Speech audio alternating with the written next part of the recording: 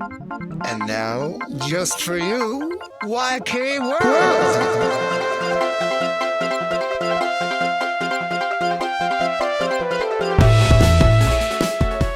Welcome to YK World, a podcast about the goop between music, art, and technology, told through the lens of YK Records and the Nashville music scene. At least, that's the quick summary of the show that I've been using for those of you that are just joining for the first time. Truth be told, the show is still taking shape. The word goop is used very much on purpose. This whole thing is a work in progress. I'm your host, Michael Eads, and I'm just here figuring things out. Thank you so much for joining. The last episode of the show was released at the end of February. It is now the beginning of April. What happened to March? Any well-formed podcast would have had a regular release schedule, but that's kind of one thing that I'm proud of here. I'm hanging my hat on it. We're going to have no schedule. We're going to release episodes as they come together and just kind of let it happen as it happens. So sometimes there might be a gap between episodes, and sometimes you might get 2 in a week. We'll see. But let's focus on this episode. For this episode, I am presenting to you an interview with Matthew Smith, aka Talking with Hands. Matt's been making music for a long time under a lot of different pseudonyms and monikers and different acts and names, but as Talking with Hands, he has released 3 full-length albums with YK Records. The World and Ourselves in 2013, New Public Domain in 2023, that's exactly 10 years after the first, and Organic Machine in 2024. That most recent record is what our conversation focuses on, but we really take our time getting to it because Matt's past is fascinating and certainly worth considering how it frames that record. Talking with Hands and YK Records recently released the video for the song Unprofessional Artist. Truth be told, I've been working on it for months in my free time. We recorded this interview in December of 2024, and I offhandedly mention I'm, quote, halfway done. That was very optimistic. But I am 100% done with it now and extremely proud of it, and it is released and it is in the world. I think it lends itself very well to the song and to the larger album. I love the album. I'm obviously very biased, but I think very highly of it. If you haven't seen the video for Unprofessional Artist, please go watch it. Then go watch the videos for the rest of the tracks on the record. They're also fantastic. Then go listen to the entire record at least once all the way through. It is phenomenal. Then come back to this to get context. Well, don't do that. Just listen to it in any order that you want. Just get it all jammed into your brain somehow. Please. This episode is a long one. It's a little over an hour and 40 minutes, I believe, but I'm positive you'll be engaged with it as much as I was. There's no proper outro on this episode, so let me just go ahead and quickly shout out Mac Burris for our theme music. Find him linked in our show notes, and go get your own fantastic theme song, just for your own life. You don't even need a show. Shoot me an email, michael@ykworld.show. Find more about Matthew Smith and Talking with Hands at talkingwithhands.com. All right, let's get to Talking with Hands.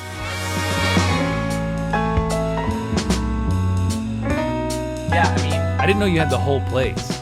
Yeah, well, this is a whole house, but I'm just in this little 1-bedroom apartment over here. And Julia Martin has an art gallery next door, and then downstairs, the man who owns the building, Lonnie Hutchins, has a huge recording studio. So there's like a legit, double-paned wall, no sound gets in, recording studio underneath us. Oh, that's But cool. I set up this janky little table with 4 microphones, and it does the job just fine. Yeah. For a podcast, it's... And then you sleep in the car outside. Yeah. It gets a little frigid sometimes, but you make do with it. It's not that big a deal. I don't know what this podcast form will take. I've been rolling it around in my head for quite some time, and I think I just want a show where I can talk to people pretty informally about a record. And maybe it's your record, or maybe it's a record that you love, or maybe it's something else, but I just want to have a chat. And I kind of if people are interested and want to tune in, great. But I'm not going to do a lot of chopping up and I don't know, we're just going to chat. Yeah. I hear I'm you. not even going to do the whole intro in front of you. We're Right. just going to cut into it, and I'll add an intro and an outro later. So, like, we're in it right now. We're doing it. Like, it's happening currently. Great. Obviously, you put out a record this year with YK Records called Organic Machine. I am extremely biased, and I believe you are extremely biased, but it's badass. It's like a very cool record. But I want to get into it, and we can discuss if we're going to do like a song-by-song breakdown, which I have reservations about. Okay. In the Trent Reznor style of thinking, I don't like explaining songs to people because I think it robs them of their own interpretation of it. But on the flip side, I love hearing how a song came together. Sure. You know, like Song Exploder is an incredible show that tells people how songs were made and what the inspirations were. And so hopefully we can kind of strike a balance. But I want to go way far back. Okay. When did you become a musician or like pick up an instrument, or like was your household growing up musical? Yeah. And was it here in Tennessee? Yeah. There's a lot to that. I don't know this. There's a lot to that, and honestly, it's a story that unfolds more and more every time I come to Nashville and spend time with my dad, Okay. who is almost 80 years old and grew up in Nashville playing trumpet. He played in like some 1950s and 60s bands around, Awesome. and as a trumpeter. Do you have records of his, like with him playing on them? He was, it was more of a live band type thing. Oh, cool. And then sitting in as a musician as touring artists would come through. So he did play trumpet. Like, it's interesting how the bands would tour back then. Like James Brown, for example, would tour around, and he would have some people that toured with him, but not the full whatever 30 people with all the instruments, right? And so town to town, the manager would set up other players, local folks, to come in and sit in with the sheet music, and they'd know what to do. Right. And so he was kind of one of those guys, and he was telling me yesterday that I think it was the Fairlanes is the name of the band, which is like such a late 50s, perfect. early 60s, right? Perfect. I can't remember who's in it. Probably there's some 50s, 60s aficionado around who would know. Yeah, who'd he's be like ruffling his feathers right now. Exactly. The Fairlanes are incredible. Right, so mad. But like he played when James Brown came through, just to use it. Like, he did play with him when he was in Nashville, and I think he was at Fort Campbell a bunch, like around the time that Jimi Hendrix was playing around there. So that's like, my dad was doing that, and he played in sessions and stuff, and then eventually grew into like a jingle business. Oh, wow. Because he was around the studios and around the folks who were doing that stuff, and somebody asked him like, "Hey, would you want to be kind of like a sales guy for the studio and get business in for jingles, but then also play on them?" And so that sort of happened, and through the 70s and 80s, he was doing like Schlitz beer commercials and Is he writing the jingles? writing, performing. Yeah. So like the biggest one is Clorox. Like, Mama's got the magic of Clorox too. He did that. He did that. Yeah. Nice. So that kind of stuff, Yeah. right? Did you guys sing that around the house growing up? We did, and we still do. And like, he had merch. Like, we had a Clorox 2 sweatshirt that Yes. he wore for years and years, and I thought it was the coolest thing ever. And I stole it at one point and wore it until it was threads. Right. Yeah, for sure. So you're like in it from day one. Day one. Yeah. Yeah. Like day one. So the studio was called Creative Recording in Berry Hill, right off of Azalea Place, which there's like a little playground right there. Oh, yeah? And Is it still a studio? it's still a studio. Now it's Blackbird. Okay. Yeah, heard of it. Heard of it, right? So I grew up in that studio. Wow. And it's all like wood panels, floor to ceiling. Yeah. It's an insane looking room, right? Like, it's crazy It's awesome. looking. It's incredible. Yeah. And it smells, it's the perfect mixture of cigarettes, beer, coffee. Yeah. Like that old wood 70s studio smell. Yeah, I've never been in there. I've only seen photos, but I like to hear that it has the right scent. It's the right scent. That's honestly, like, when I visited a studio in LA recently, and it smelled like that, and it brought me back to all of this. It was like that 1970s wood tobacco and That's alcohol cool. smell. Yeah, that's so cool. So yeah, that was like the starting point. I grew up in there, and then I played for a band. I started playing guitar when I was like 9 or 10 or something. And in middle school, I played in the middle school band, and there was a Christian band looking for a bass player. Okay. at the time just going around schools, and they had me audition, and I got that part and played with that band for a few years, and we cut a record live in that studio At Blackbird? at Blackbird, yeah, which was creative recording. Right. So I played and did 10 songs live in that studio for that record. That's And you're a teen at that I point? think I was 13. Wow. And, I love that you auditioned at 13 for some Christian rock band. And well, I know we're talking a little off camera here, but like they gave me a cassette tape, and I was playing it on probably the same tape recorder that I just explained to you that the I still Walkman, have. the yellow Walkman. The yellow Walkman. Learning the bass parts by ear from that, and then just popped into their studio space and played. And I was super nervous. I'd never done it. It wasn't like I was cool. I wasn't cool in there. I was just trying to play the parts. Anyway, so we went in and played those live. We cut the band, like the full live band, like the whole record, and to 2-inch tape. I assume it's all teens, right? All teens. It's not like a replacement not, scenario. Actually, not teens. So I was 12 or 13. The guitar player was 12 or 13. The drummer was 11. So wow, not even teens. Yeah, not even a teen. Yeah. So early on, but super fun though. So I'm sure fun. that was like incredible. Great memory. Yeah. Foundational memory. Yeah, absolutely. Yeah. And the one and only time I've ever recorded to 2-inch tape. So Right. Yeah. fun stuff though. So, all right. So you're in a band. You're a teenager. I don't know how long you're in that band, but I know that you are in other bands when you're an older teen, young 20 person. So you're going through that process. Yeah. Were you always playing music throughout high school and early college? Yeah. We did 2 records with that band, and then I wanted to do something a little more aggressive. And so I started the Smartest Monkeys when I was like 18, I think. Okay. Me and Asher Rogers. Yeah. A couple other folks, Gabe Pig.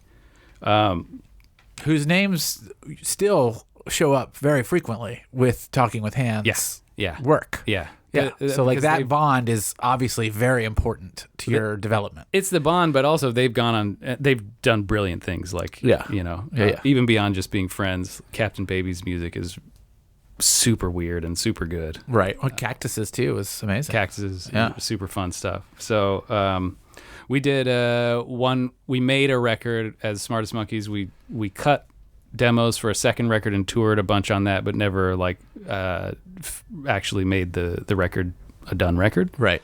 But yeah, played. Are those online?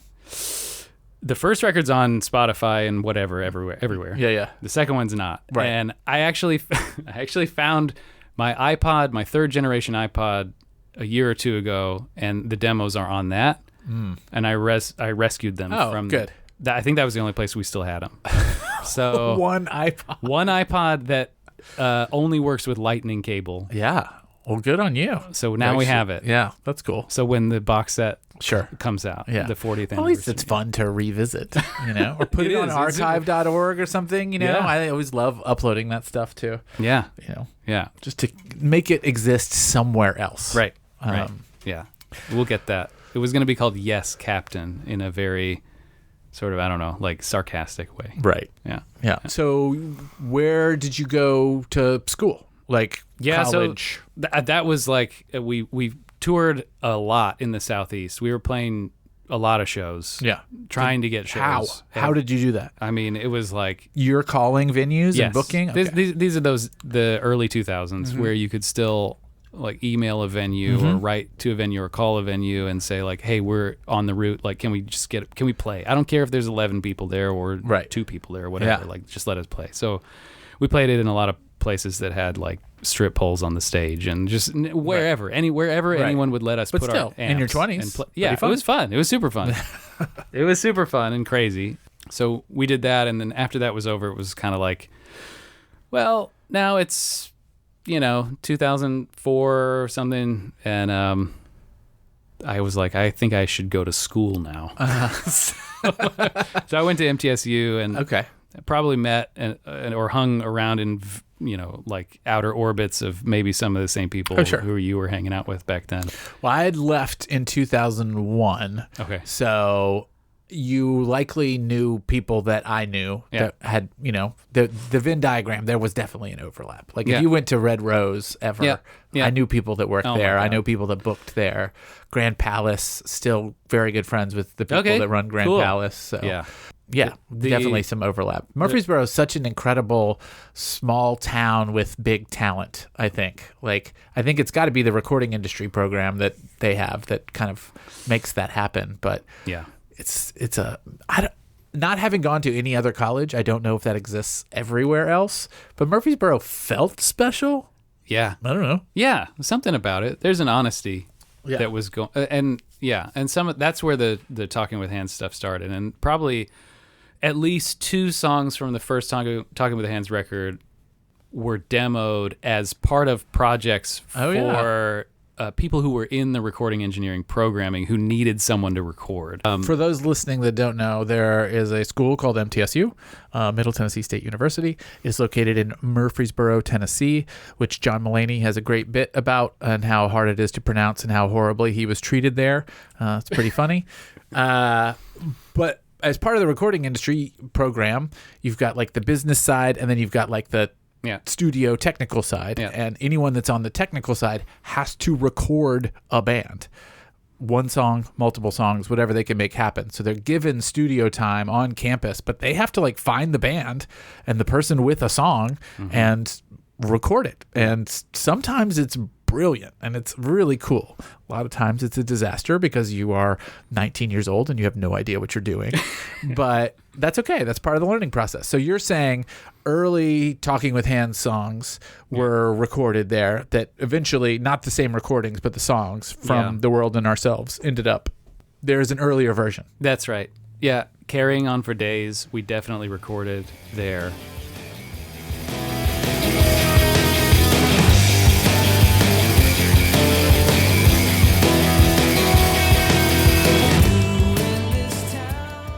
And God, I wish I could remember the guy's name, but there's a guitar player who the engineer knew, who's an amazing guitar player. And I wouldn't be surprised if he is ultra famous now and I just don't know his name, and he's just the guy in Nashville somewhere playing on every record. But he played some things on that were very smart. Oh, wow. We got to figure that out. We'll track that down. Yeah. I'm sure I can remember the engineer's name offline. Yeah, sure. But that was so fun. It was like the Studio A there is huge, and I think he even played probably like the Wurlitzer or something on it too. So that's where like kind of the Smartest Monkey, the Talking with Hands. That's where it started. Got started. Yeah. And so I guess I am interested in your compulsion to write songs. Obviously, if you grew up in a household that's that musical, then music is all around you. But a lot of times that's just a compulsion to play it. Was it the Christian band that sort of made you start thinking in a mode that was like, I have a thing to say? Was it Smartest Monkeys? Like, at what point were you like, I've got a thought that I need to express in this way? Yeah. I think playing for playing's sake was definitely like an early itch and joy.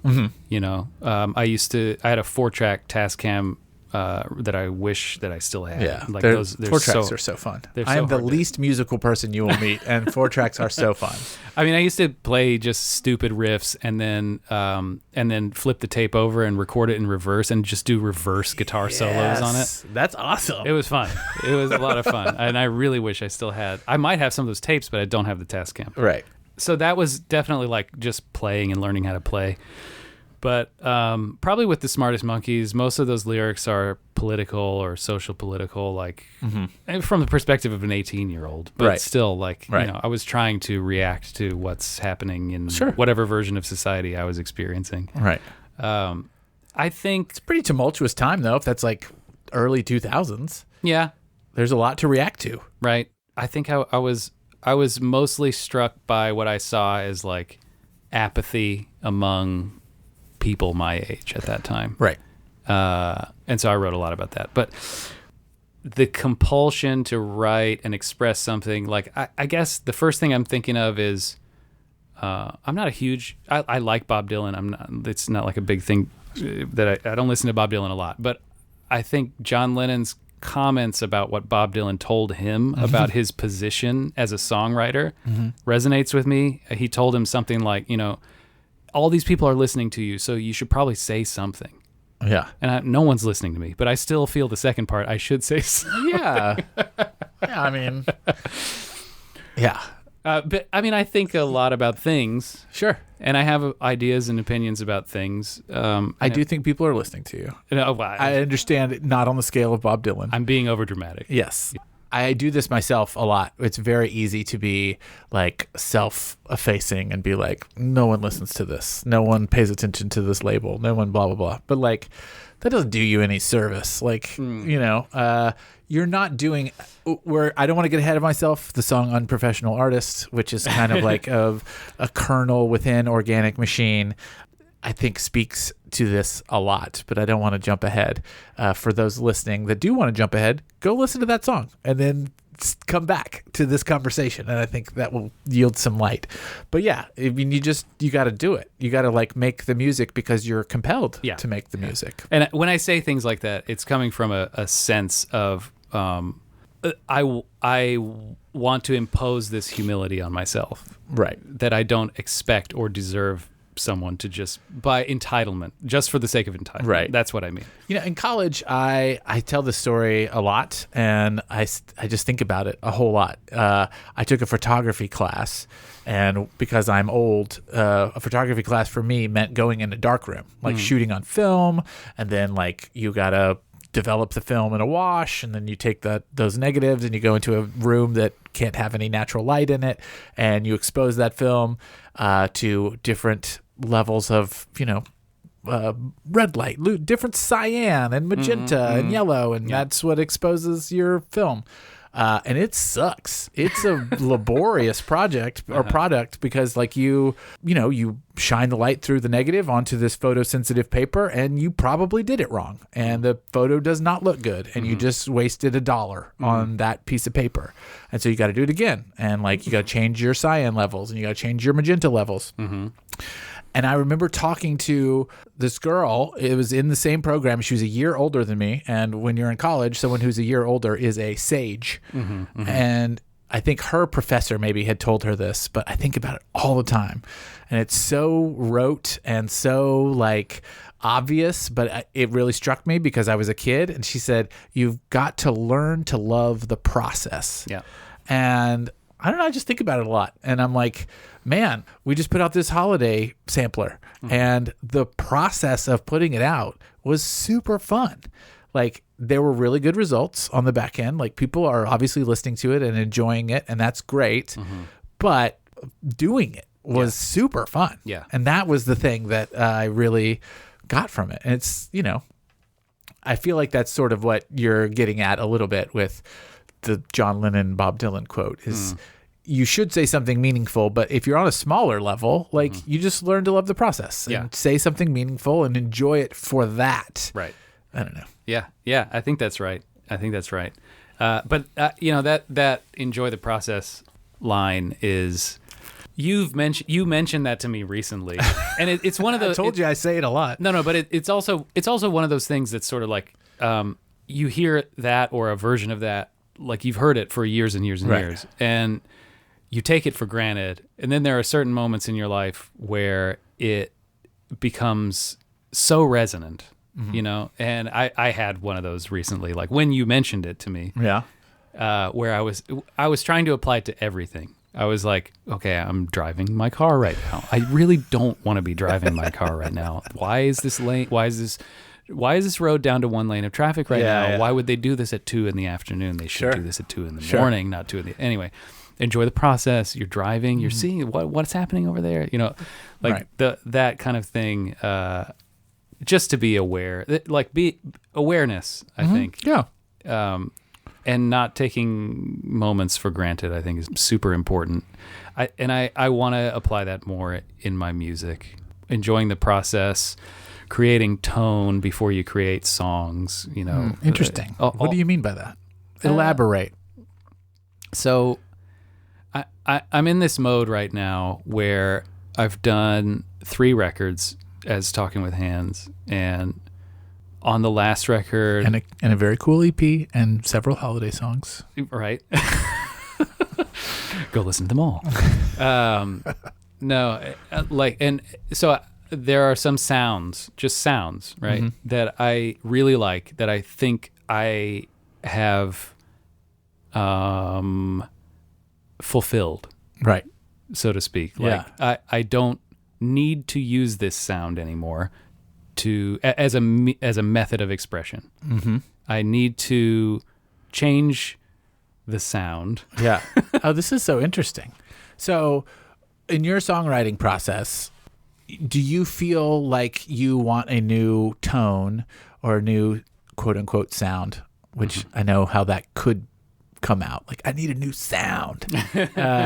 You want a new tone or a new like style kind of thing. Do you feel like if you continued what you did with the last two records, that it would feel rote to you? Like, do you have these other sounds that you just want to investigate and it's time to investigate them? Or are you like, I can't do that again because it's starting to feel boring? It's more Or is it both? It's more the first one than the second one. I think it's more exciting. Like, I'm just more excited to explore another facet of expression, and I think that there are more sounds out there that will help me to do that. I don't run away from reusing ideas as long as they're appropriate, or reusing sounds, or as long as they fit whatever it is. Well, I also think you're not afraid to be completely antithetical to your own sound. Yeah. Like on the record before Organic Machine, New Public Domain, I feel like the title track is wildly different than the rest of the record. Like, we're talking about Talk. No, New Public Domain. Oh, the New Public title Domain. track is like, okay, sure. My bad. very different than the rest of the record. Like, just texturally, the instruments used, like the delivery of it is very different than the rest of the record. Yeah. It's not an outlier where you're like, what is happening? It's just like, oh, okay. There's diversity within this palette. Right. That's really nice. I think that this is really important to me as an artist. Sorry, it already sounds convoluted saying this is important to me as an artist. But this No is, judgment in this place. people, or bands, or let's use the Beatles, for example, right? Let's do it. The Beatles, people would say after certain records were released that they invented 7 new styles or whatever, 7 new genres in the songs that they put into this record. Or like Square Pusher, or the early 90s techno scene. Like they would say, we invented 8 new subgenres in this new record. Right. And I just feel like that's what I want. I don't want to be like the single genre and every single, this is my sound, I'm this kind of band. No, I don't want that. Like and I don't like to listen to music like that either. No. When I listen to music and somebody takes a dramatic left turn from track 3 to track 4, I have never been more excited. Like, please surprise me. Yeah. You know? Please. It's not easy to do that. It's really not. It's just fun. It's more fun. Yeah, I mean, even Square Pusher, no, that's true. There's a lot of Square Pusher sound. It was wildly different than anything else that anyone was doing, but I get your point. I take your point. God, it's so weird to think about Beatles music coming out for the first time and what that was like to hear. Yeah. Like A Day in the Life is released, and you're like, what? Right. What is this? Right. I wish that I could hear that music back then. Right.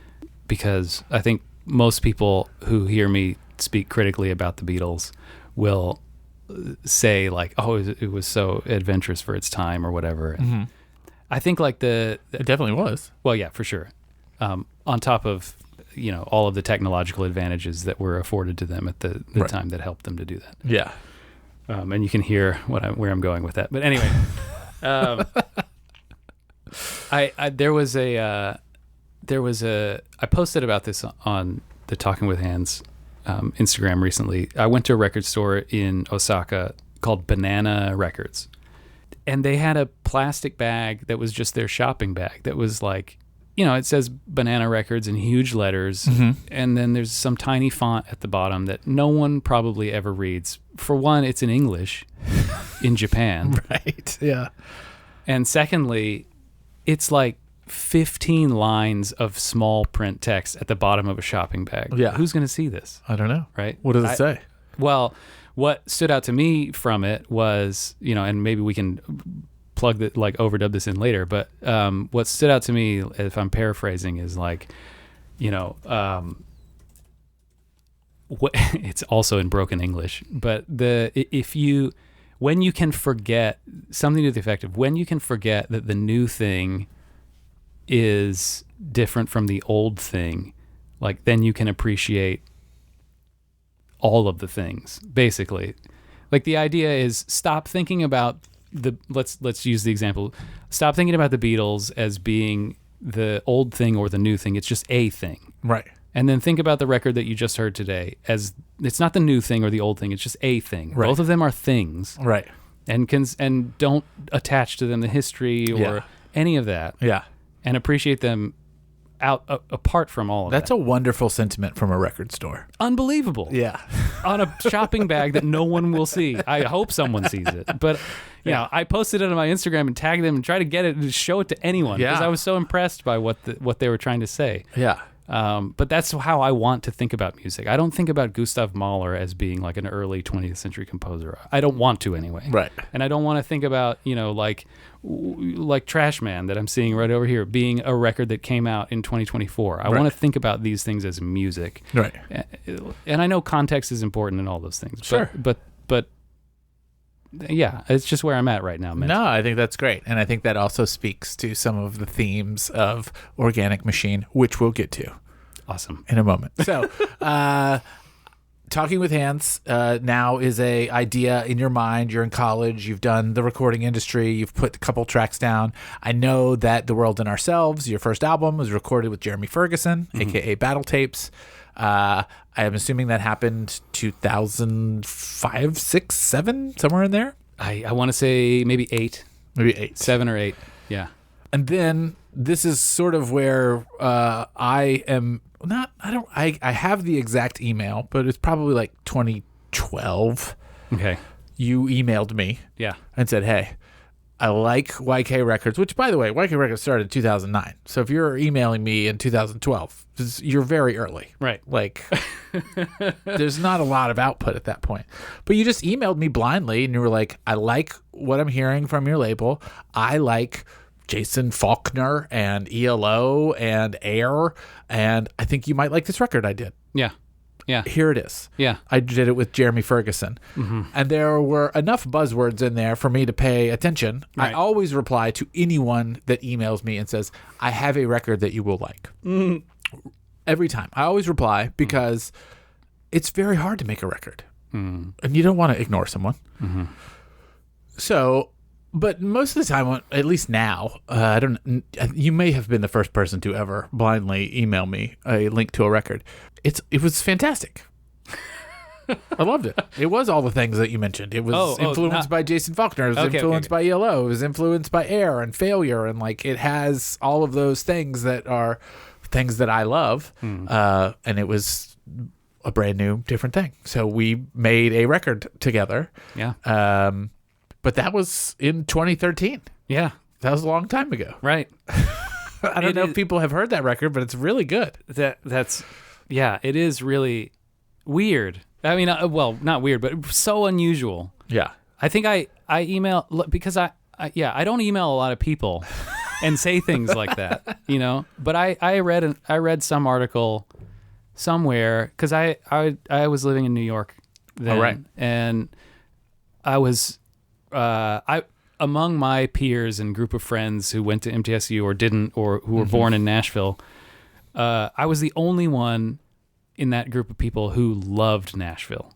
Everyone, like around that time, not a lot was going on in Nashville that we were aware Right. of. It was always like, okay, we're trying so hard to play at the end, and Right. like Exit In was like the biggest venue we could imagine playing, or playing at Cafe Coco or whatever, like that. The Muse, right? Like things that don't exist. Some of these don't exist anymore. Yeah. IndieNet, right?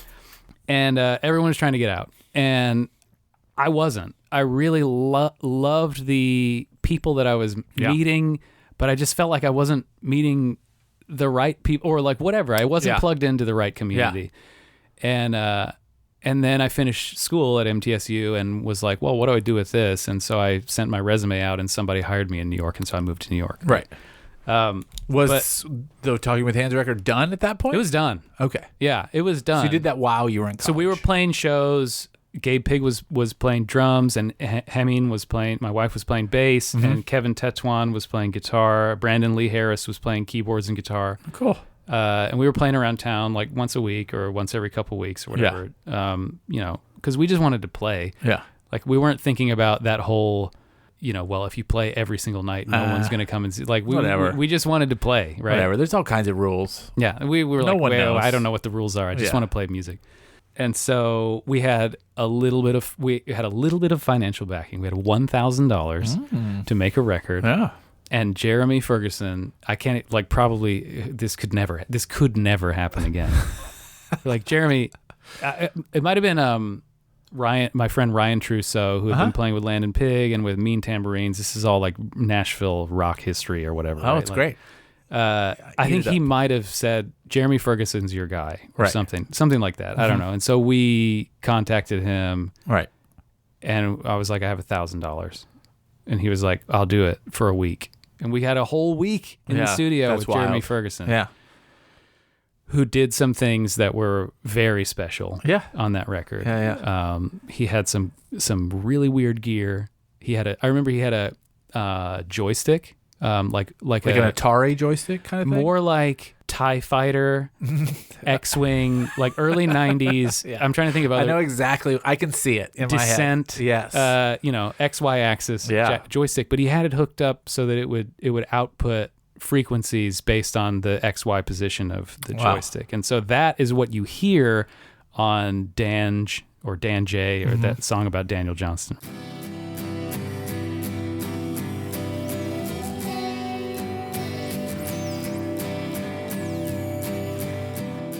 Right? Like that is that the sound that you can hear on that is that joystick from Jeremy. Wow. I don't know if he still has it. Jeremy, call in. But that was the experience. We were in there every day for 5 days. Wow. Ben Grimes, an old friend, was there who was with a band called the Golden Republic. Golden Republic. They were on Astral Works, I think, at the time, and he played a couple of guitar parts on it. Nice. And I'll never forget it. That was such a great time. Oh, sure. Such Amazing. a great time. And then, back to then I emailed you, but at the time, this is like 4 years later, so I have zero expectations. Right. I read some article about you and YK that said, like, I'm just trying to make the unheard bands heard. And I was like, this guy in Nashville is doing something important that I really value, right? And so that's why I wrote. And I just tried to be as sincere as possible. Well, I appreciate it. My wife hates that I do this, but I'm like, I don't think I'm doing anything important. I don't think I'm just trying my best over here. Very like Fat Possum Records, like we're doing our best, like trying to do it. But I am trying to make unheard music heard. Yeah. The label started with Uncle Skeleton, who was Ross Warner from Kindercastle. Everybody knew Kindercastle in that era. And he told me one time, because he was my barista at Fido, he was like, oh, I have this other music that I made that I don't know what to do with. Do you want to hear it? And I was like, yeah, I want to hear it. And it was cool. It was super cool. And I was like, I don't know. I can start a record label. I'll put that out. Right. So I don't know that I've always, tried to seek the things that would never be heard and make them, heard. Right. But I'm down with bands that are like, I can't really tour. I'm like, Right. great. Right. I don't care. Like, the Yeah. music's cool. Let's do something fun with it. Right. So I'm really glad you emailed me, too. way back in 2012. Possibly 2011. I'm not sure. I love that record. It's very good. I think we're selling it for $5 on Bandcamp right now, and it's fantastic. People should get it.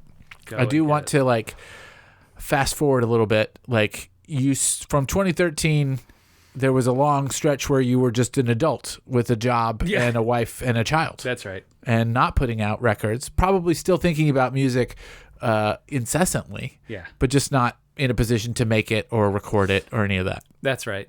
Yeah. I didn't understand how I could make a record. Right. I think that's what it was. Right. It Well, was like- especially in New York. I don't know how people Exactly. make records in New York. It's I just my concept of making a record was I have a drummer, a bass player, a band, right? And we have a place where we rehearse, and then we rehearse well enough to go and record it, and then we record it, and that's the record. And I got part of that right. I solved that problem for myself partially for the second record, the second new public domain. Yeah. And the only piece that I felt like was missing from that were drums that sound like a good drummer is playing them. because they're all MIDI. They're all like I Right. just programmed all those drums, Right. right? They're basic, and I think they serve the songs, and it's fine. But anyway, sorry. I'll jump back to New York, right? That was the hard part, was trying to figure out like, okay, because I tried a couple times, like, let me find a drummer, let me find somebody Right. I can play with and Yeah. try to emulate. But then what am I supposed to, I'm going to rent a rehearsal space. Yeah. And people do this, of course Yeah. they Oh, do. yeah. And all of my hats are off. Like, how I can know. you I worked with a band in New York called Mount Sharp. Shout out Brian Bruckman and the whole crew of Mount Sharp. And they had a rehearsal space in Brooklyn. Yeah. And we put out a record and they played shows and their songs are very cool and I like them a lot. But man, can you imagine getting on the subway with your amp? Right, exactly. Like, And and I was, and I would have been even, I'm probably like the people who did that would laugh at me because I lived in Williamsburg in 2008, and I could have walked to Spike Hill or whatever, Right. like Yeah. Pete's Candy Store, whatever. But like the idea of it was just overwhelming to me. Was like, yeah.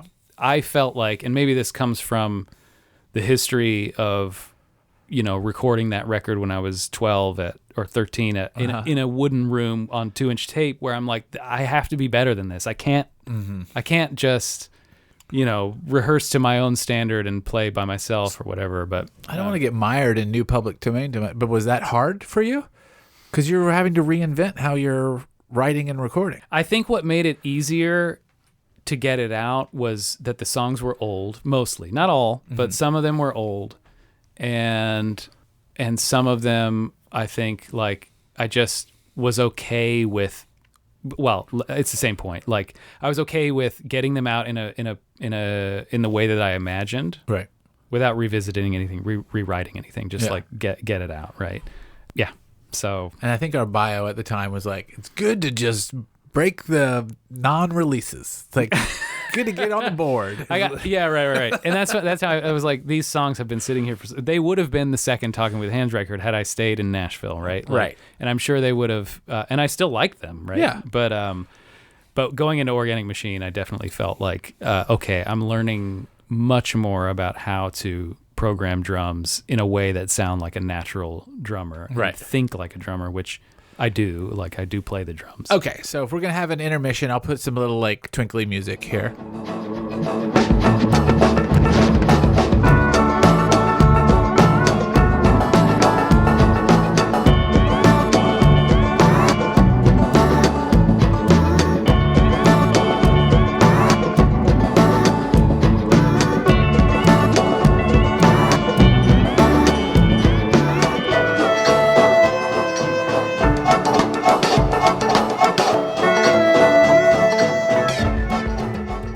And so now we have your history of like how music was influenced in your early life, and you were in these couple bands, and you went to college and music was important, and then you moved to New York and music was physically difficult but still on your mind. Yeah. And we did put out a second record. We put out 2 releases, actually. There is a very cool EP called Pastiche that is kind of an homage to a lot of bands that influenced you a whole lot. I still absolutely stand by, I think is it Lucky? Yeah. That's like the Smashing Pumpkins, Yeah. like kind of tribute. I feel like it's maybe the best Smashing Pumpkins song that's come out in at least a decade. Well, that's what I think, and that's what I've said. Yes, I stand by that for sure. It's so good.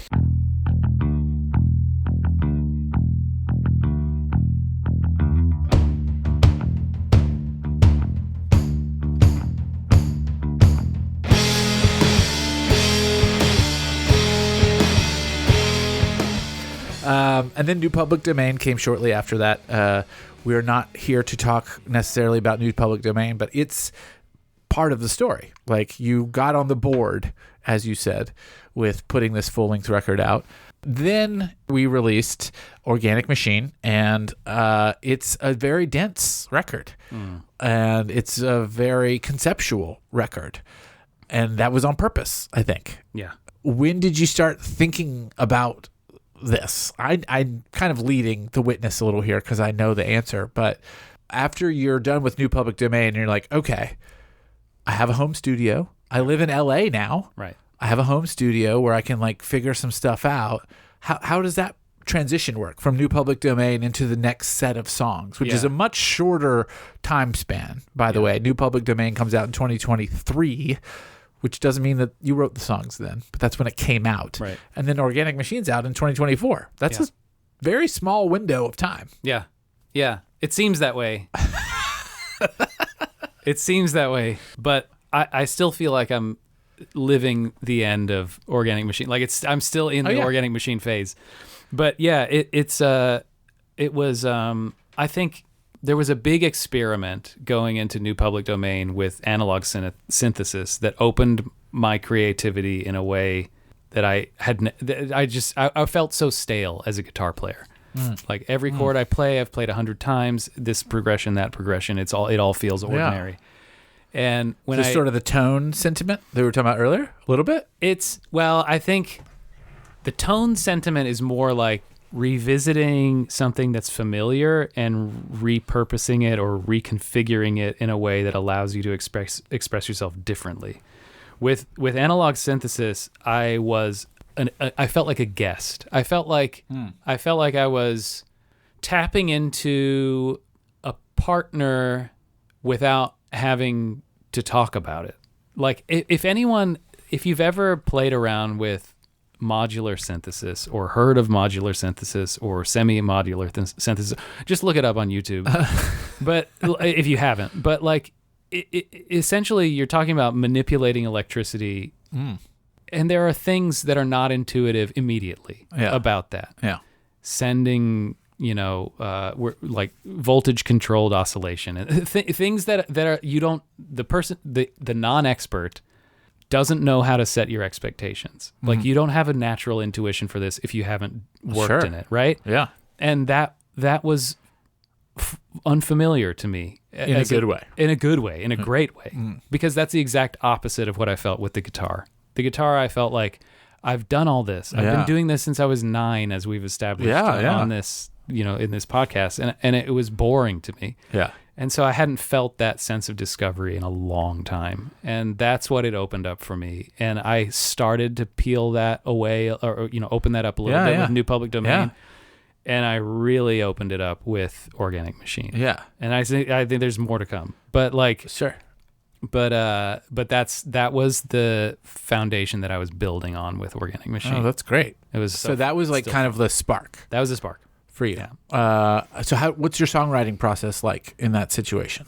I know you've told me in the past that you will record things in the car. You like have something hits you, and you have like a melody or maybe like a lyric idea, and you'll just put it into voice memos, which I think is pretty normal these days, pretty standard. Yeah. But like, what are you thinking about to get you there?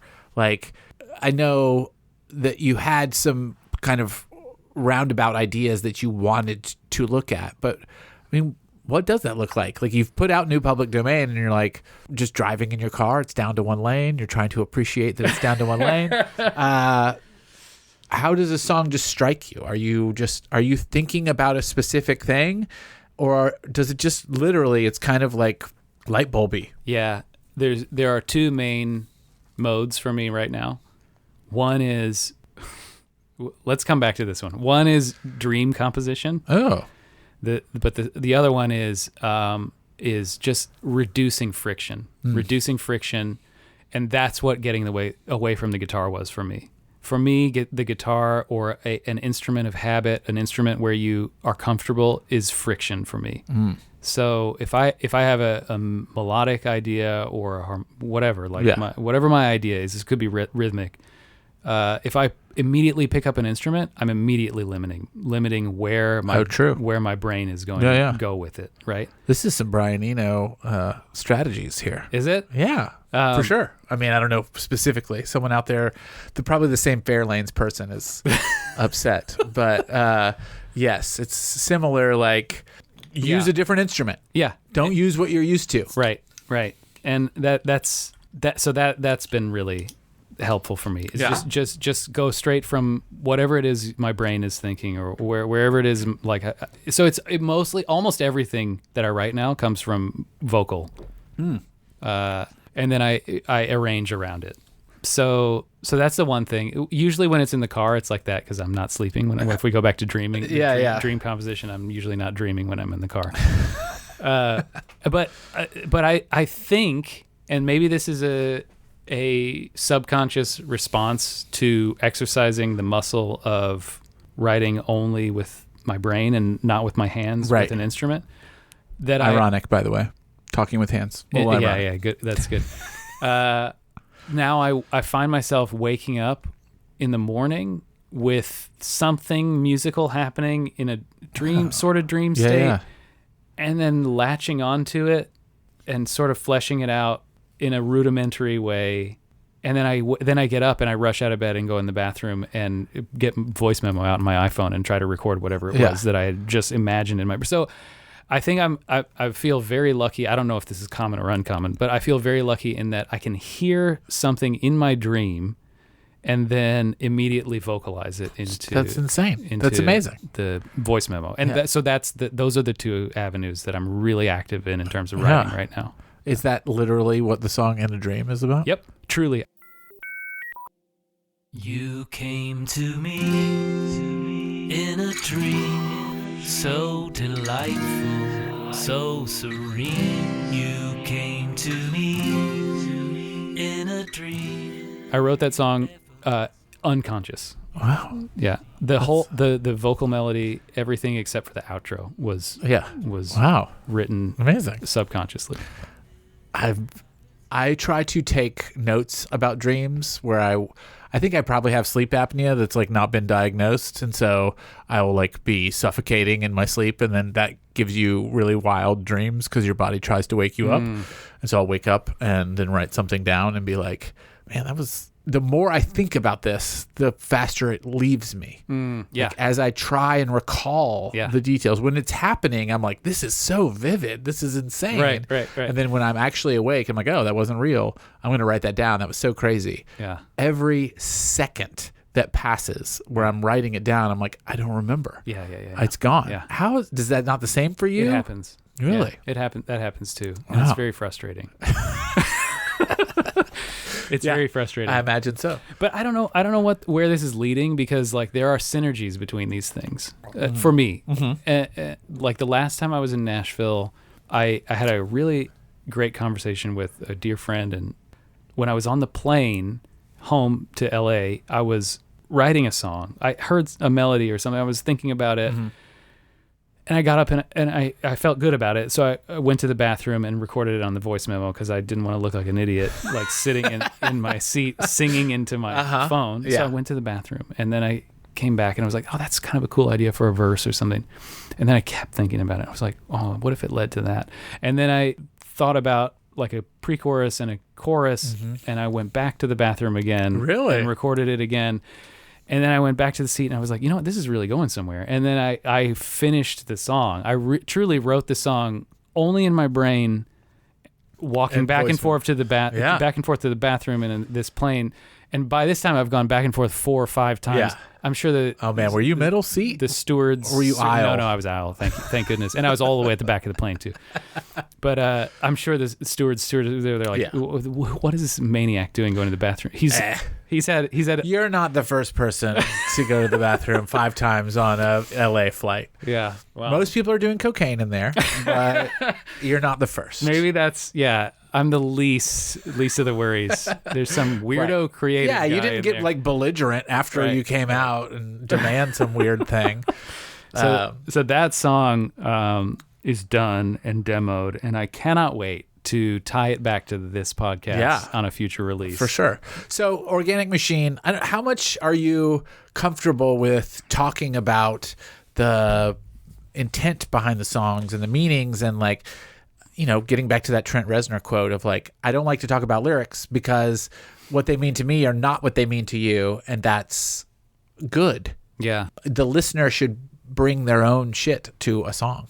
I think there are some songs on the record that are open-ended enough that are truly expressions of my feelings that are already not defined enough that I think I can talk about them from my perspective without ruining someone else's perspective.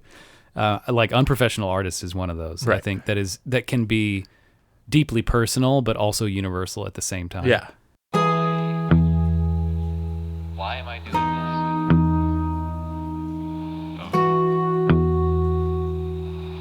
When I know there's not really many people are listening.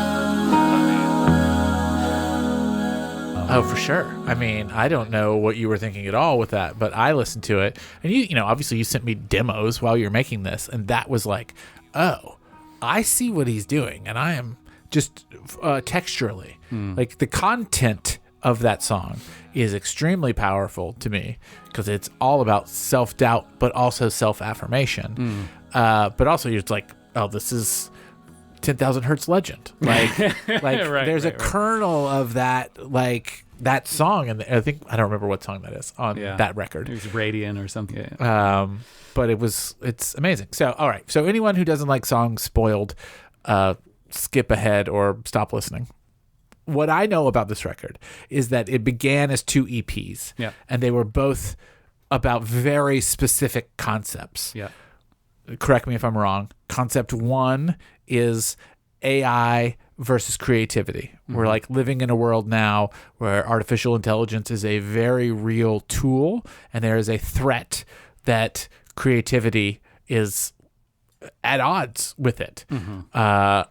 And there's a lot of thoughts to be had about artificial intelligence and creativity and how they work together and how they're at odds, but also how they are companions. Yeah. Yeah. And the other EP was about the record industry and Spotify and streaming and how hard it is to be an artist and what is being real and how do you find an audience and why are you doing this and why are they paying us nothing and what do I have to do to be on the right playlist? That was the pitch. Yeah. Not that I care about the pitch. Like you were just telling me, like, here's what I'm thinking. Yeah. Let's do 2 EPs this year. One about this, one about this. And I said, great. Yeah. Let's do some EPs. Yeah. And then over time, it seems that congealed into a record that covered all of those things. Because quite frankly, the debate between AI and creativity and how the tech world is kind of like messing with the recording industry are all a soup that no one wants to drink. Right. But maybe a little. I mean, Yeah. we can start with AI and creativity because I find that AI is a tool. Yeah. I don't know how threatening it is to musicians. I think obviously with like sync licenses and music beds and like there's a lot of stuff that AI is going to vanish those industries for sure. Right. Like I have used Google's Kitchen Labs or whatever the hell it's called to make music beds. I'm like, I want a 1970s flamenco Right. vibe. Yeah. And it'll generate 90 seconds of it. I can put that under me here in the podcast and sorry everybody, but it sounds pretty good. Conceptually, do I have that right? Yeah. I think that's right. What the last thing you said about the AI versus creative, Maybe not versus, but Yeah, right. Well, that was the point was. It was that that they're tools, that they're complementary, and that's how I think about it. And I know I've told you this before, but like being someone as a student of data science, the idea of an artificial intelligence or machine learning, or that all of those things are tools, and they're not as mysterious as people think they are. right. They sure seem scary, though. they seem scary, but so does every technological advancement. I will say there is, OpenAI, Google, everyone with an LLM or a generative AI has seeded and taught those devices with a lot of material that they did not have the right to do that That's to. true. They did not. That's so true. where I get caught up, where I get tripped up is that, like, if you were a visual artist and you were like, I would like to paint like Dali, you would go and look at all of Dali's paintings and you would go and look at everything that influenced him and everything that came after. And like you would synthesize that stuff into a new thing. Right. But you would also be ripping off Dali. Yeah. And that is what these AIs are Right. doing. They are Right. looking at all of this work Right. and they are synthesizing it into some Yeah. new thing that you, a human, are directing. Right. They are not compensating the original artists. Right. I totally get the arguments of how unfair and gross it is. But I- wait. But in that example, neither would that artist. True, but there's something about a company that's for profit Yeah. doing it in a way knowing that they are training their data on That's- someone else's works. And, maybe Dali's a bad example. You could be like an Etsy artist that just has like a very cool style Right. that OpenAI has now scraped all of Etsy to learn like what's a cool thing. Yeah. And they just rip them off. Yeah. And that stinks. Yeah. It does. It's once you get that corporate level in there, this whole idea, maybe this is your next record, but corporations as entities that exist outside of humans, oh God, that's the most frustrating thing in the world. Yeah. I hate it. It's the profit part, for sure. It's the profit part that makes it harder to swallow. Yeah. Yeah. So you're thinking about AI when you're writing an EP about AI and creativity. Yeah. When did you decide that this idea and the record industry and recording industry and the difficulties traversing that were a record? I started thinking about it. It's one of those things you really are always. It's like kind of back of your mind since Spotify started. Yeah. Like it's sort of a growing thought from. And as a data scientist, you have sort of been very aware of all of this Right. from very early. Yeah, being in the music industry. I mean, I think the first time I was looking into Spotify royalty, modeling and that sort of thing is probably like 2008. So pretty early on. Yeah. Like as far as Was it bad then? it's only gotten worse. I love it when people tell me like Tidal's awesome. I'm like, it's not really. Yeah, I mean, like I think we've talked about this, but like I'm an Apple Music subscriber because they pay more than Spotify, but the only reason they pay more than Spotify is because they have fewer subscribers than Spotify. Well, I will also say with insider knowledge, without citing that insider knowledge, every single one of those platforms is trying to pay less. Yeah. Constantly. That's how profit works, as you're aware. Yeah. It's like everyone's trying to pay less. Explain in to people cost. profit. Right. Tell people, the listeners, profit. Tell them. Explain this idea here. Yeah, well, you make more money in your subscription fee than you pay out to the artist. Right. Like that's the profit, the difference between those two things. And I'm going to cut all this because I thought you said PROPHET. profit. Profit. Oh, I see. But you're saying profit. You're saying I'm the saying word profit. Yeah. Yeah. No, I'm talking about commercial. You're talking about commercial commercialism. profit. Yeah. Yeah. Absolutely. You're always thinking about it. They kind of congeal into one mega album that is 10 tracks. Yeah. And I don't know. I think it's worth going through each track and talking about where they came from because I personally am curious. Okay, sure. So again, if the listener doesn't want to know the insights of these things, Yeah. you can stop listening. But everything is better. Let's just start at the top of the album, which I don't know if that was the first song you wrote or if that's just how it ended up in the sequence or what.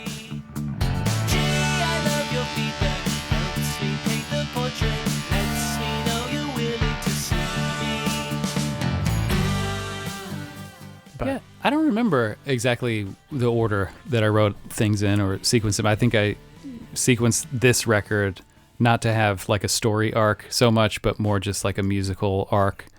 But everything is better as the title track. I think, you jump right in, and it's also kind of immediate in the same way that you open a social media app, right? Like you're already in, and something's being recommended to you, and the idea was, every single thing that you do can be better. Yeah. Everything is better now that you have automated suggestions, Right. or you've got Technology's here. right. Technology's here. I'm helping and I'm suggesting, and yeah.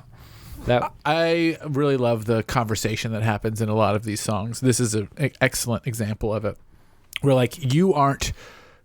In unprofessional artists, there are literally different narrators with different voices, but there are also different narrators in these songs where you do not change anything at all, and it's just lyrically you're sort of having a conversation, and I find that very satisfying.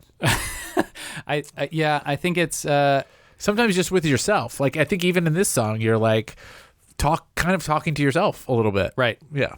That's maybe this even goes back to the technique or whatever it is, the methodology of songwriting, being very stream of conscious, sort of in a way. It's like I'm just allowing my brain to process these things. So if the themes are switching characters between myself talking to myself, or AI talking to me, or me talking to AI, or something like those things are not necessarily nailed down line to line, right? Yeah. All right. So after everything is better, we have Organic Machine, which is, it starts off with the lyrics, AI, I'm alive. Right.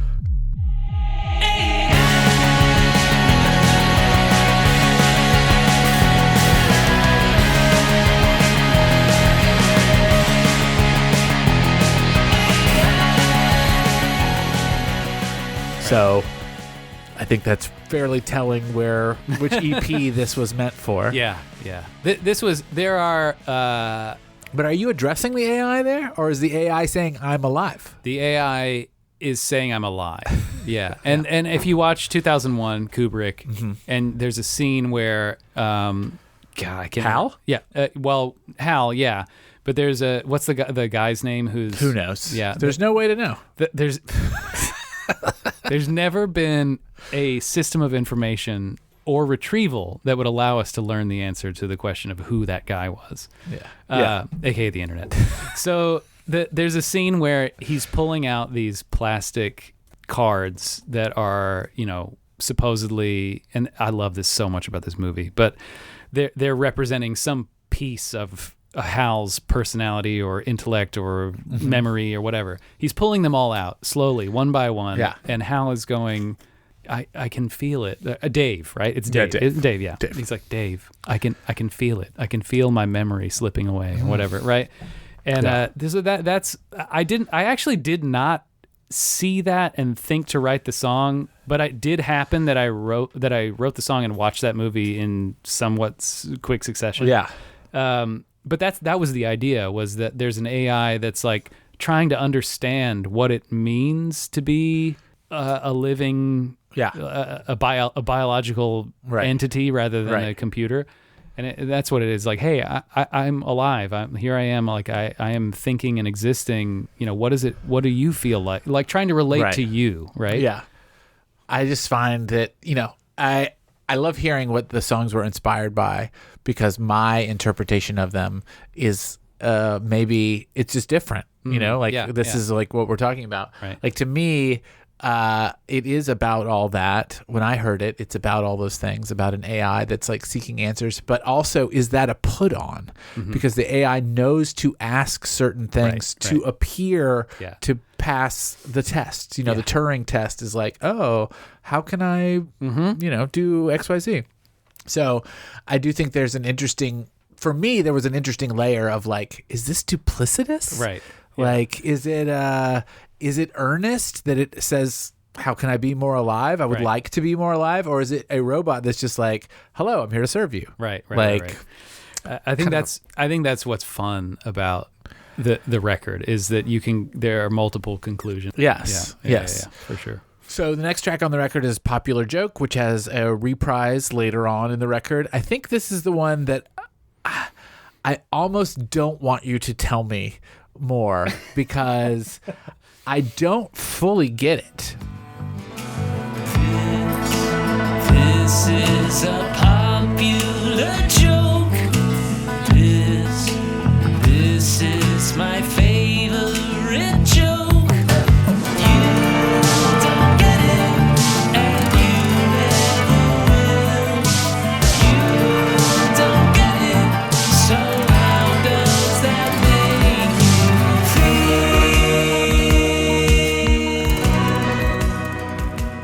The lyrics are, "This is a popular joke. This is my favorite joke. You don't get it and you never will."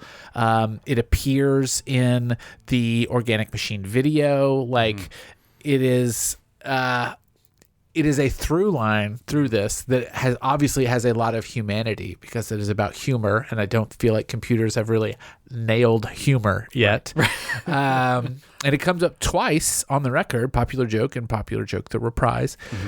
Man, I want you to say something about it, but I don't want you to tell me. The great thing about what I can say about this is that it's meant to be from all perspectives. Yeah. You know, like this is something that you can imagine from yourself thinking, you know, oh, I really like this joke. Why doesn't anybody else like this joke or this song or whatever Right. it is, right? Yeah. Any human can think that, like, oh, I love this thing. Why don't any of my friends like this thing, or why doesn't anyone get this?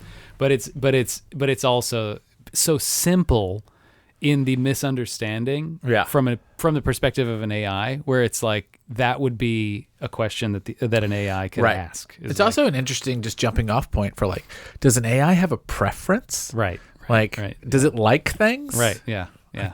Right now, it doesn't. Yeah. At the tail end of 2024, but the way things are moving, if we had this conversation in the spring of 2025, we might be like, oh yeah, Right. they love stuff. Right. Yeah. So I mean, even the syntax is meant to be awkward, not awkward enough, but ambiguous enough, where it's like, who says this is my favorite thing? Like, you know, Right. like there's supposed to be some wiggle room there Yeah. from a perspective it's a standpoint. good song. I'm very biased on all this. All right. So number one record is the fourth song. This was the first single that we put out. I think it's not obvious what the song is about, but it is if you read our press releases, that it's like a direct rebuttal to Daniel Ek and Spotify about like producing content and being in their playlists and stuff.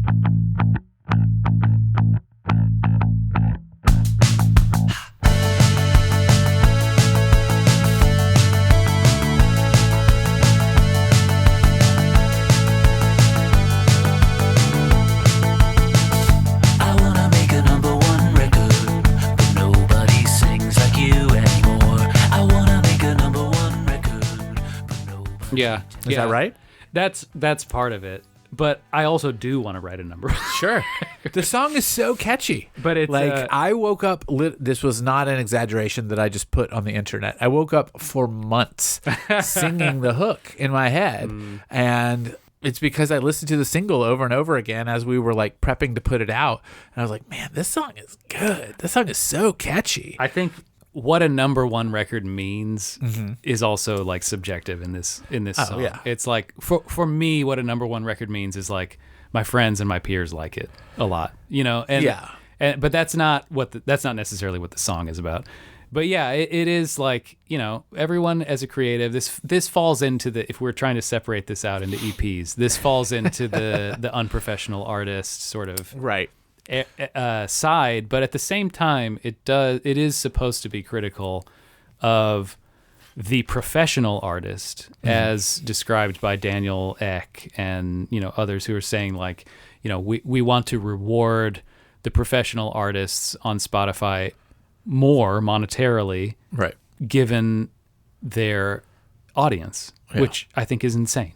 Yes, absolutely. I mean, I am happy to talk at length at how much I think the streaming platforms and Spotify in particular are just grotesquely misunderstanding creativity and artists, and they could be doing it such a different way. Like the business model is there.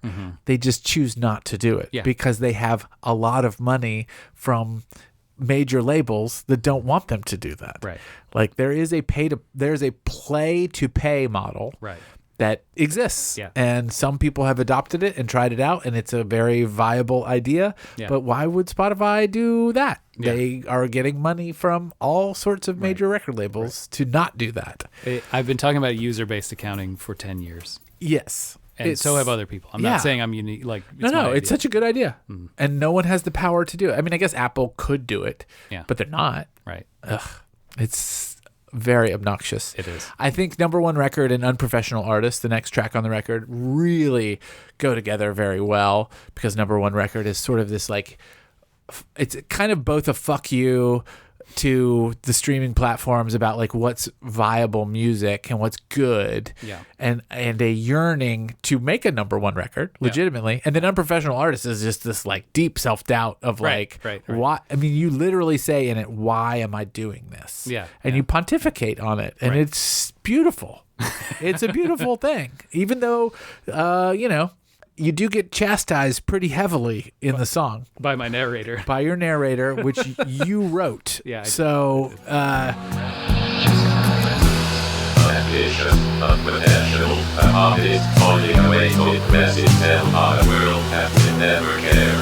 Never reaching a certain cocaine with intoxicating smell of success. Never tasting a sneak treatment of invested capital. Girling ever deeper into the measure comfort of obscurity. Unsophisticated and alone. Forever, unprofessional artist. I do like when that narrator kicks in, this sort of like rubato voice that's like really running you down. It hurts a little because you know that you wrote that. Yeah. Like you're saying this about yourself. Yeah, I just think that everyone who's making anything thinks about this, and I think about it all the time. Even having expressed it in that song, I still think about it. Yeah. And it's just that was what the Unprofessional Artist EP that was absorbed into Organic Machine was about, that idea of what does it feel like? Like I guess if we want to draw a line between the two EPs that are the major components of the record, one is about feeling and one is about thinking. Mm-hmm. And the feeling part is the Unprofessional Artist part, where it's like I'm making these things. I'm not a professional, whatever. Like Right. I don't even care what your definition of professional is, even though it still hurts me. Right. Your definition of professional hurts me. But this is where I'm coming from as an artist. And then the other part about artificial intelligence and creativity is like the thoughtful response, sort of like, how am I going to deal with this situation? How can I think about it? Yeah. Yeah. I love this song a lot. Not only because it reminds me of bands that I really love, but it also has like a real gravitas to the content of it, but also tonally, texturally, it's very different from anything else that you've done. And I like that. I mean, I love it when anyone that I work with just kind of stretches out a little bit outside of themselves. You talked a great deal about the guitar feeling very boring.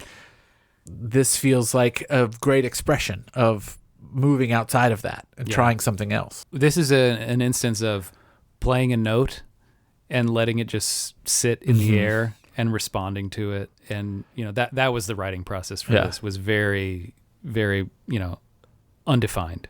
Yeah. Like just let it happen. Yeah. Kind of thing. Yeah. Well, I've been working on a video for it, and I'm putting myself on blast that I'm loving the direction. I'm halfway done with it, and I'm loving the direction, and I'm planning to release it in early 2025, and I hope it's as good as I think it can be, because it's such a good song, and I really want to do it justice. So I've seen. we shall see. All right, King of Hands is next. Obviously an AI reference.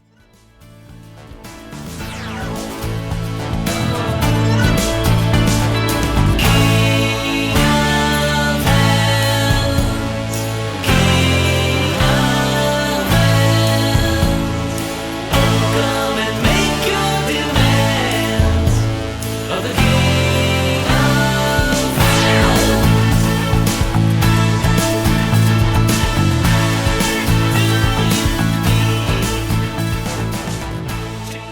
Especially once we have seen the single artwork that Yeah. you created that is a king with a lot of hands with the wrong number of digits. Yeah. Very classic AI issue. Right. But still a kind of a banger of a song.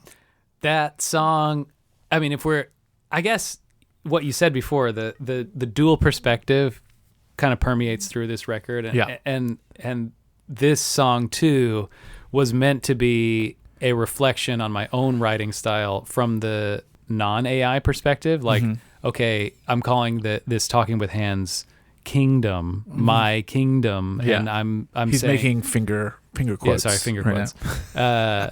You know, and so this is the place where I'm making my music and I'm the king of the hands or whatever. But then it also has the dual meaning of like you say, throwing something against the wall, synthesizing something that may or may not result in what you wanted from the prompt. Yeah. Yeah. Yeah. Oh, that's very interesting. Just from like a creativity perspective of Yeah. being like, I want to sound like Aerosmith. Right. And you're like, ooh, I didn't do it. But maybe it's still interesting. Yeah. Not that Talking with Hands sounds like Aerosmith ever, but that's where I went.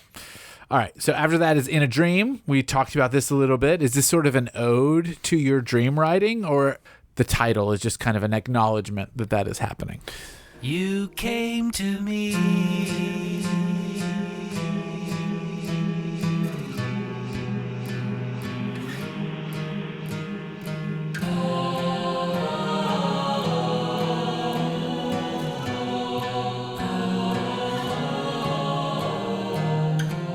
I'm trying to remember if I thought about In a Dream as I heard the melody or not. I can't remember. Yeah. And maybe that's the Classic. magic of it. Classic dream There you writing. go. Yeah. Maybe I should say less. Maybe I'm done. Next Yeah. song. Yeah, next song.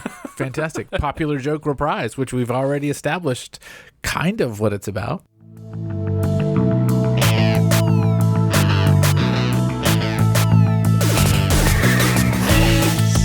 This is a popular joke. This is my favorite joke. You don't get it, and you never will. You don't get it. Yeah. A little bit. Yeah. Is a reprise. You've done this before. Axis Askew Yeah. on the last record has its counterpoint. Yeah. Do you feel drawn to having songs that call to each other on a record? It's less about songs calling to each other on a record and more about like musical motifs that develop over time. And this is like, I'm a big classical music fan, if this wasn't already obvious. And I just love that. I love the form and also the reaction to established form in classical music over eras where some people, you know, we've done it this way for 100 years, and now there's another 100 years of people who are like, fuck that. You know, and I just think it's so cool that there can be pieces of music that are 17 minutes long or 35 minutes long or whatever that revisit musical ideas but presented in a different way. I don't think that exists right now in music. I don't like the last, and this is a big touch point for me. The last time that it really hit hard for me is the band Yes from the 70s and 80s. Yes, I'm right? familiar. Yeah, okay.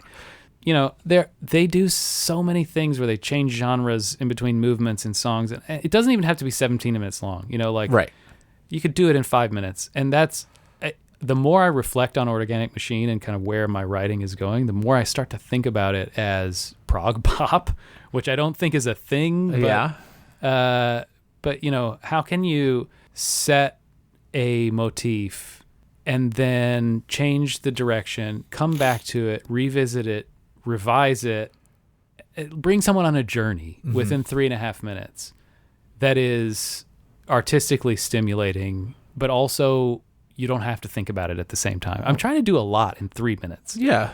I mean, that's the hardness of songwriting, right? Is to have like a perspective, but also just be a bop.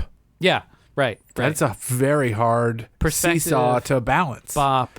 But I want to explore all the harmonies. I want to explore all the possibilities, you know. So, you know. But I don't know that you can do it all. I know. Right? Maybe. I'm going to try. All right. Two So more that- songs on the record. The next one is Nothing Is Forever.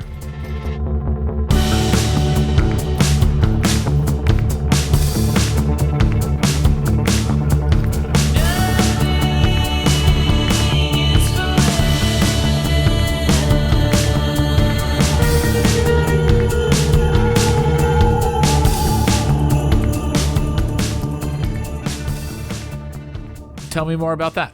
Nothing Is Forever is a completely different style of songwriting where I came up with something on a synthesizer and felt like I could just straight up improvise. Yeah. And most of that song is improvised. You know, the guitar track, the final track that is on the record is the first pass. And the bass part is not the first pass, but it's exactly the same as the first pass, just played a little bit better. And most of the vocal parts are first pass. Yeah. You know, that is an improvised song. Why did you want to do that? I guess this idea of having, I talked about this a little earlier, like the analog synthesis, the modular synthesis, having a partner that just does stuff and you react to it, but you can sort of control it at the same time. It's different than having a bandmate. It's kind of like having a bandmate, Right. but it's not, you prompt it, you know, to tie it all together, right?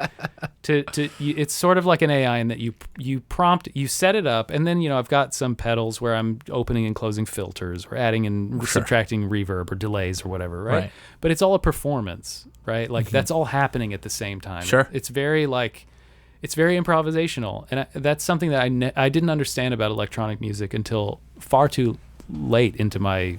It's not late. It's not too late. Yeah, well, You're there. I think a lot of people think about electronic music as you play a backing track, and then you do something over here. And people don't realize that, you know, the sonic character and the improvisation around delays and reverb and filters and, you know, all that stuff Totally. is It's so complex. it's twiddly, but Yeah. it's very important and interesting. Yeah. It's wild. I mean, playing, especially like an analog synthesis, it's crazy. It's so fun. It's so fun. So that was that. I feel like that track in a way is the most organic machine that compositionally on the record. Yeah. I love it. The last track is Learning Takes Time. Yeah.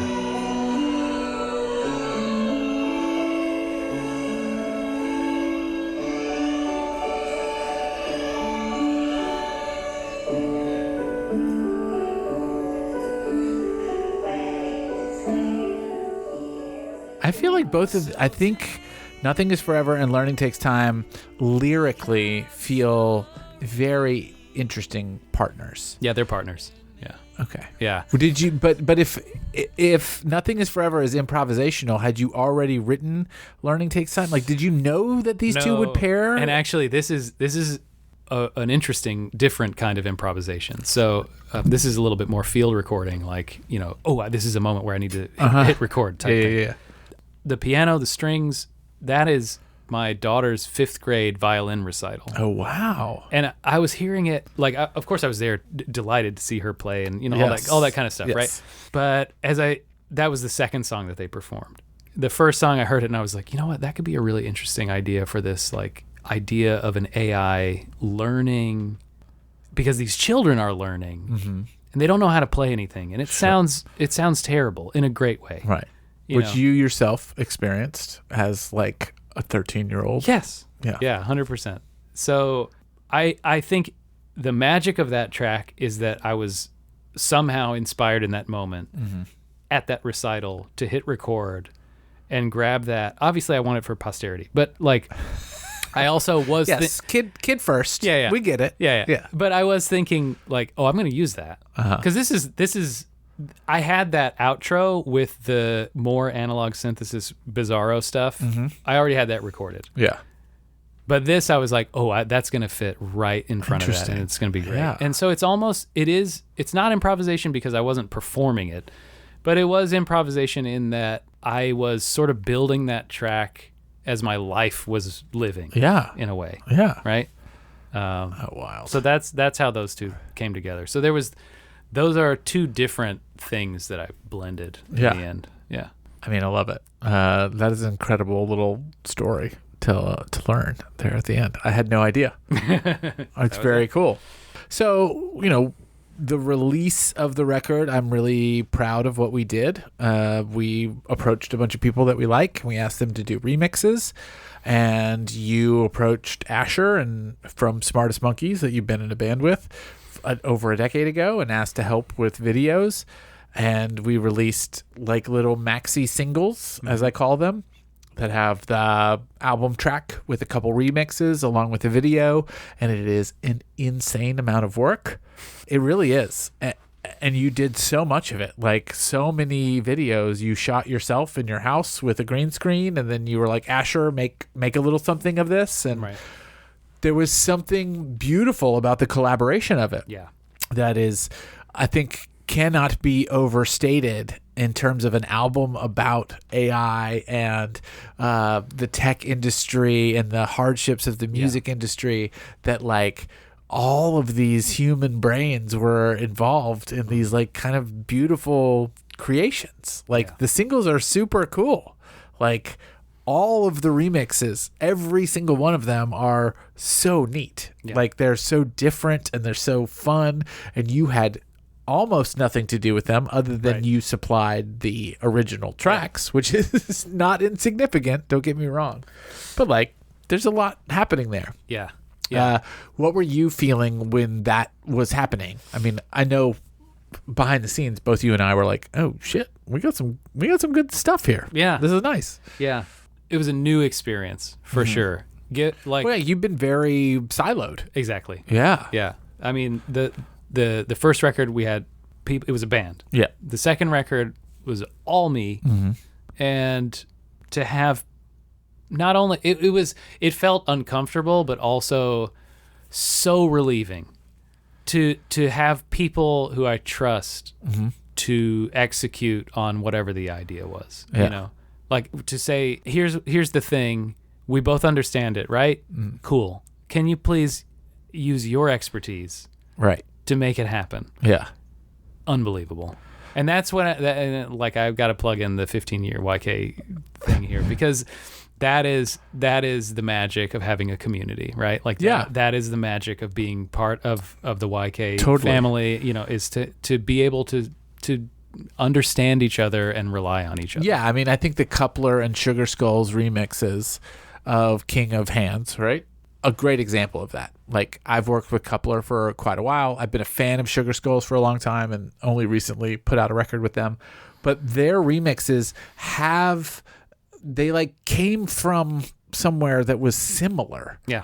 Yeah. But they're not similar. Yeah. But you can tell that those two brains Yeah. revolve in Oh my God. interesting worlds. Seriously, it was great. I've already told you this, but I was like crying when I was hearing these things. Not because, of course, I like the music, right? Right. But like the things that they pulled out of the songs to focus on for their remixes were the details that I cared about the most, that I felt like people would hear the least. Yeah. And I felt so heard Yeah. and and understood. for sure. And I'm quoting unprofessional artists. But like that is the truth. Yeah. That's the truth. The Benditos del Tiempo mix from the Gross Michelle, yeah. aka Mac Burris. Shout out Mac Burris. Really fascinating, like Totally. take on that song for a number one record. Asher is also helping with a remix for number one record, along with the videos. You remixed yourself Yeah. for Organic Machine, and we got Jeremy Fry from Tower Defense to do a remix, who has never done a remix before. Which was awesome. by Yeah, the it's way. super cool. Yeah. You know, I think if you have, I'm just speaking to the audience who has made it into the recording this far, if you have the opportunity to just ask a friend to remix a thing, like, do it. Yeah. It's so fascinating to hear what people will glom onto. And if they ask you for $100 or something, give it to them. Yeah. But yeah, the whole like release campaign was really fascinating, and I hope you're really proud of this record, because I really think it's very thoughtful and like tackling a lot of ideas that a lot of people are thinking about, but maybe not talking about openly, because AI is so scary and Spotify is so scary. Like, you don't really want to like piss off Spotify, right? Like, at the end of the day, you do want a playlist placement. Like, everyone, myself included, everyone wants a playlist placement, Right. because there's an audience building mechanism to it. There is a monetary mechanism to it. There's these big technological like beasts kind of looming over us. Yeah. They're really scary, and you don't want to upset them, but also they're terrible. They're terrible. Right. Yeah. So That's it's. I mean, that's the that's record the you wrote. juxtaposition, right? Yeah. That's the juxtaposition. Yeah.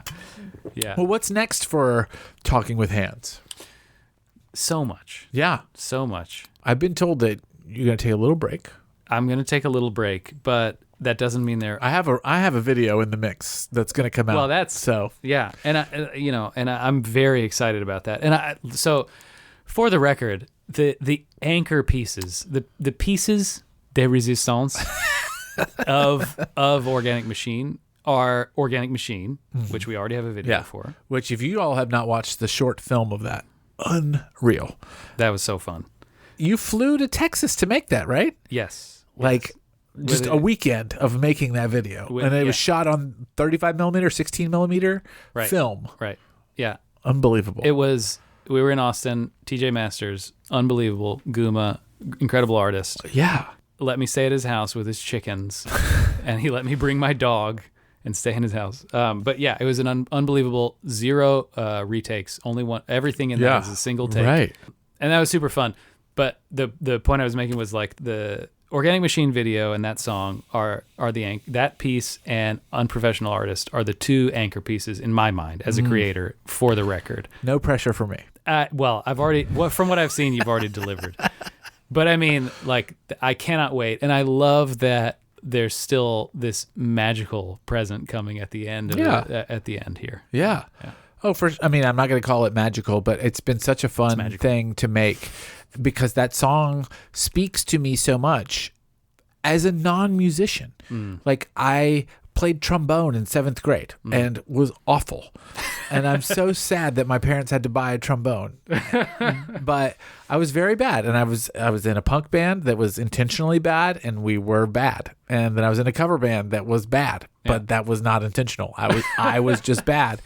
I'm not a musician, but that song is just like, it's so all-consuming about the self-doubt and trying to find a path through the noise of everything. And like, particularly in this internet world that we live, it's a wonderful song. I think the whole record is really powerful. I'm so like overjoyed to be involved with it in such a small way, but like, it's great. And I highly recommend it to everyone. I'm gonna like, maybe I'll cut this out as like the intro to the episode so people can hear how important it is. But like, it's a phenomenal, like, influencing record in terms of like emotion. Like, it's very self-affirming. Like, oh, someone else has this feeling of like these doubts and this hardship of being an adult trying to make music and trying to express themselves. And also there's all these machines that are doing a similar thing that I'm very scared of, but also pretty helpful sometimes. I remember somebody told me when they heard the demos that they was just like, oh, this is so like, I don't want to use this word, but like, brave of you to talk about that or reveal yourself to that level. And I was like, you know what? It's not at all, because I know everyone is thinking this. I know it. Absolutely. I know for it. sure, but it's very hard to put that into like a memorable song, which you happen to do. So I don't expect you to prop yourself up on that, but you did. You've made some extremely memorable songs about this very fascinating time in technology, just like unbelievable time in technology. And in a year, AI is going to look very different. Sure.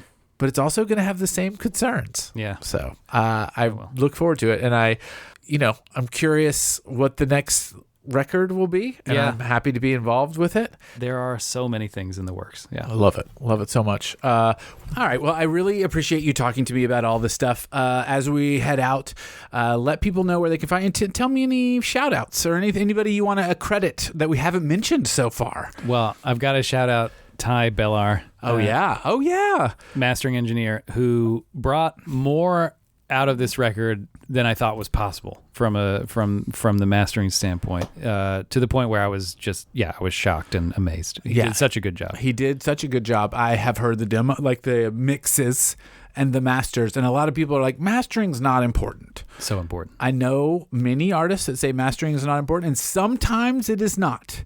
In this case, it really made a transformative difference. It is a huge sounding record after the mastering, and it was not beforehand. It is a partnership in sound.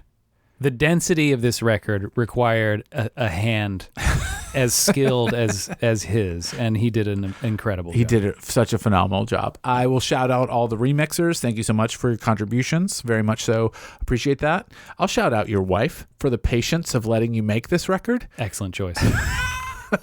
I don't know if your kid was annoyed with it or not, but also shout out for the patience there. Hey, she talked on it too. Oh, where? The 4, 3, 2, 1 in a dream. Oh. She and Hemming both did in Korean. Yeah. Yes. Oh, yes. I love that.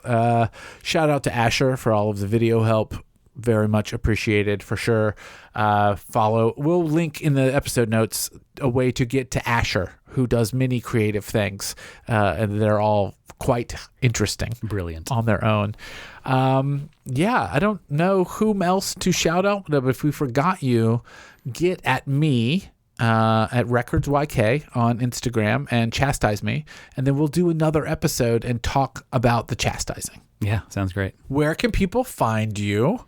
They can find me on Instagram, Talking with Hands. Yeah. So you're Talking with Hands on Instagram, talkingwithhands.com. That's it. Talkingwithhands.bandcamp.com, talkingwithhands.amplwall.com. Yeah. There's all kinds of services out there where you're streaming on all things. Yeah. I answer the DMs. Give me a shout. Yeah.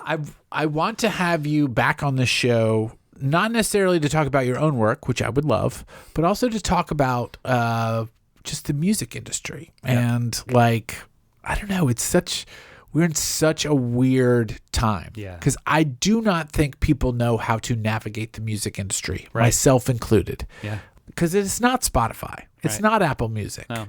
It's something else. Yeah. But we don't know. No one knows what it is. Right. Right. I mean, the DSPs think that it's Right. DSP. For those, can you define streaming, it? the streaming services. I know, let's but just say. DSP, like that's a real term that Yeah. people might not know. Yeah. That's like, it means Spotify and Apple Music, Right. digital streaming. Streaming provider. Oh. Service provider. Oh, I streaming don't know. provider? I don't see. One I of can't those. even define it. But like, they're kind of the enemy, but also like your conduit to Yeah. the thing. Yeah, and they're heavily focused on micro genres, which people are moving away from, as far as my personal experience. Yeah. You know. Man. Anyway, this is another topic. Yeah, I am really thankful that you came in and talked to me about all this, and I'm excited for people to hear it, and excited for people to hear Organic Machine. I really, truly believe that it is like a wonderful piece of work. I think New Public Domain, also a wonderful piece of work. I think The World and Ourselves, also a wonderful piece of work. But Organic Machine has moments in it that have spoken to me in a way that's incredibly poignant. So I thank you for that. Thank you for listening. Yeah, of course. All right, everybody, check the show notes, click on the things, and we'll talk to you soon. Thanks a lot. Thanks, everybody.